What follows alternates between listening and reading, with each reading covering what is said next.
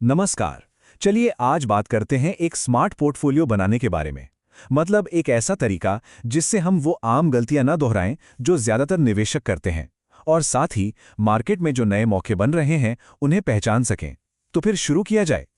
तो आज हम क्या क्या देखने वाले हैं। सबसे पहले तो एक बहुत बड़े मिथक की बात करेंगे, फिर समझेंगे कि इन्वेस्टिंग का असली गोल क्या होता है। इसके बाद देखेंगे कि अपना पर्सनल पोर्टफोलियो कैसे बनाएं, और फिर कुछ बहुत ही दिलचस्प सेक्टर्स पर फोकस करेंगे। और आखिर में सबसे ज़रूरी हमारा अगला कदम क्या होना चाहिए, इस पर भी बात होगी। आपने भी ये सुना होगा है ना, कि बस कुछ गिने चुने बेहतरीन स्टॉक्स में पैसा लगाओ और बस अमीर बन जाओ। लेकिन सवाल ये है कि क्या ये सलाह हम सबके लिए काम करती है? असल में एक आम निवेशक के लिए ये स्ट्रैटेजी फायदे से ज्यादा नुकसान करा सकती है। हम अक्सर दुनिया के सबसे अमीर लोगों को देखते हैं और सोचते हैं कि उनकी दौलत तो बस कुछ ही कंपनियों में लगी हुई है, तो क्यों ना हम भी ऐसा ही करें। लेकिन यहीं पर सबसे बड़ी गलती हो जाती है। उनकी और हमारी कहानी में सच कहूं तो जमीन आसमान का फर्क है। देखिए, सारा खेल इन्फॉर्मेशन का है। जो अरबपति फाउंडर्स हैं वो कंपनी के इनसाइडर हैं। उन्हें अंदर की हर बात पता है, फ्यूचर प्लान्स, डील, सब कुछ। और हम रिटेल इन्वेस्टर्स तो आउटसाइडर हैं। हमारे पास बस वही जानकारी होती है जो पब्लिक में है। इसी वजह से हमारा रिस्क उनसे कहीं कहीं ज्यादा होता है। तो सोचिए, बिना अंदर की जानकारी के अगर कोई रिटेल इन्वेस्टर अपना सारा पैसा स्मॉल और माइक्रो कैप स्टॉक्स में लगा दे, तो ये तो एक तरह से सुसाइड करने जैसा ही है। मतलब आप अपनी सारी मेहनत की कमाई को एक बहुत बड़े जुए पर लगा रहे हैं। कौन जानता है कि इनमें से कितनी कंपनियां कुछ साल बाद मार्केट में रहेंगी भी या नहीं। तो फिर इसका हल क्या है?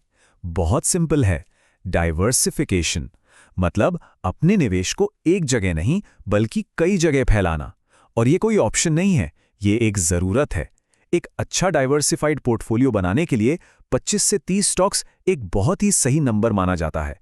इससे रिस्क काफी कम हो जाता है। ठीक है, तो रिस्क की बात तो समझ आ गई, पर अब एक और जरूरी सवाल पर आते हैं। हम इन्वेस्ट करते ही क्यों हैं? ज्यादातर लोग कहेंगे मार्केट को बीट करने के लिए। पर असलियत यह है कि हमारा असली मुकाबला मार्केट से नहीं बल्कि एक छिपे हुए दुश्मन से है। और वो दुश्मन है लाइफस्टाइल इन्फ्लेशन। ये वो वाली महंगाई नहीं है जो सरकारी आंकड़ों में दिखती है। ये वो महंगाई है जो हमारी असल जिंदगी में होती है। अच्छे स्कूल की फीस, छुट्टियां, बेहतर हेल्थ केयर, नए गैजेट्स, ये सब हर साल महंगा होता जा रहा है। और ये चीज धीरे धीरे हमारी परचेजिंग पावर को खत्म कर देती है। और ये कोई छोटी मोटी चुनौती नहीं है। असल में हमारी जो लाइफस्टाइल से जुड़ी चीजें हैं, उनकी महंगाई दर हर साल करीब करीब 9 से 10% है। जी हां, 9 से 10%। अब इसको ऐसे समझिए, सरकारी डेटा शायद कहे कि खाने पीने की महंगाई 3-4% है, पर हमारी हकीकत क्या है? घर, सेहत, घूमना फिरना, इन सब पर खर्च तो 9-10% बढ़ रहा है। इसका मतलब साफ है, अगर हमारा इन्वेस्टमेंट हर साल 10% से ज़्यादा रिटर्न नहीं दे रहा, तो हम असल में अमीर नहीं, गरीब हो रहे हैं। तो हमारा असली बेंचमार्क यही 10% है। तो अब जब हमें अपना असली दुश्मन पता चल गया है, तो सवाल उठता है कि पोर्टफोलियो कैसा हो। देखिए, इसका कोई एक वन साइज फिट्स ऑल जवाब नहीं है। आपका पोर्टफोलियो आपके फिंगरप्रिंट जैसा यूनिक होना चाहिए, जो सिर्फ और सिर्फ आपकी जिंदगी और आपकी क्षमता से मेल खाता हो। किसी और को कॉपी करने से बात नहीं बनेगी। तो इसे बनाने का एक प्रैक्टिकल तरीका है। सबसे पहले ईमानदारी से खुद से पूछिए कि आप रोज कितनी कंपनियों को एक्टिवली ट्रैक कर सकते हैं। फिर डाइवर्सिफिकेशन के लिए 25-30 स्टॉक्स का टारगेट रखिए। अगर टाइम कम है तो कोई बात नहीं, आप स्टेबल लार्ज कैप स्टॉक से बैलेंस बना सकते हैं। और अगर एक्टिव ट्रैकिंग बिल्कुल भी मुमकिन नहीं है, तो म्यूचुअल फंड सबसे अच्छा रास्ता है। सीधी बात है, जितनी आपकी क्षमता वैसा आपका पोर्टफोलियो। चलिए, अब थ्योरी से हटकर थोड़ी प्रैक्टिकल बात करते हैं। मार्केट में इस वक्त कुछ सेक्टर्स ऐसे हैं जहां काफी एक्शन देखने को मिल सकता है, और इसकी शुरुआत हम करेंगे फाइनेंशियल सेक्टर से। एक ऐसा स्पेस जो काफी समय से अंडर परफॉर्म कर रहा था, लेकिन अब लगता है कि एक जबरदस्त वापसी के लिए तैयार है। और फाइनेंशियल सेक्टर में भी हमें खास तौर पर 3 सेगमेंट्स पर नजर रखनी है। एक हैं मिड और स्मॉल कैप बैंक्स, दूसरे हैं डाइवर्सिफाइड एनबीएफसीज, और तीसरे माइक्रो फाइनेंस इंस्टीट्यूशंस। ये तीनों ही काफी समय के बाद अब ग्रोथ की पटरी पर लौटते दिख रहे हैं। तो यहां हो क्या रहा है? असल में इन कंपनियों के लिए एक साथ 3 अच्छी चीजें हो रही हैं। पहला, डिपॉजिट की कॉस्ट कम हो रही है जिससे इनके मार्जिन बढ़ रहे हैं।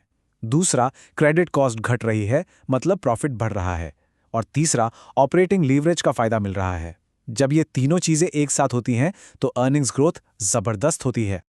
और अगर हम खास तौर पर माइक्रो फाइनेंस कंपनियों की बात करें तो यहाँ वैल्यूएशन का एक बहुत बड़ा मौका दिख रहा है। जब मार्केट में तेजी का दौर होता है तो ये कंपनियां 3 से 4 गुना प्राइस टू बुक पर ट्रेड करती हैं, और अभी तो कई कंपनियां 1.5x से भी नीचे हैं। तो आप समझ सकते हैं कि यहाँ से अपसाइड पोटेंशियल कितना बड़ा हो सकता है। सिर्फ लेंडिंग ही नहीं, कैपिटल मार्केट से जुड़े बिजनेस में भी मौके बन रहे हैं, जैसे कि ब्रोकिंग फर्में जो एक मुश्किल दौर से निकल रही हैं, इन्वेस्टमेंट बैंक्स जिन्हें आईपीओ मार्केट में तेजी आने से फायदा हो रहा है, और वेल्थ मैनेजमेंट तो है ही एक stable long term growth story. चलिए अब फाइनेंशियल सेक्टर से आगे बढ़ते हैं और एक और दिलचस्प सेक्टर की बात करते हैं, ऑटो सेक्टर।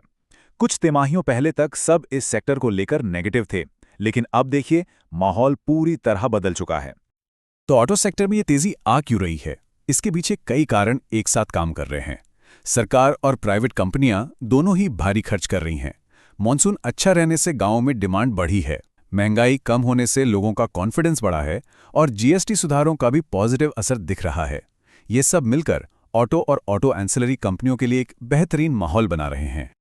ठीक है, तो हमने फाइनेंशियल और ऑटो सेक्टर में मौके देख लिए। अब सवाल यह है कि इन मौकों का फायदा कैसे उठाएं। इसका जवाब है अपने पोर्टफोलियो को स्ट्रेटेजिकली रीबैलेंस करके।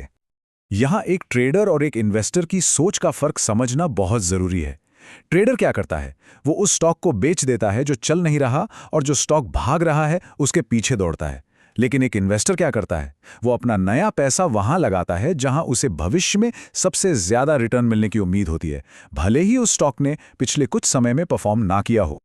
तो बॉटम लाइन ये है कि हमें इस पर फोकस नहीं करना है कि क्या अच्छा कर चुका है, हमें इस पर फोकस करना है कि अगले 2 सालों में सबसे तगड़ी ग्रोथ कहां से आने वाली है।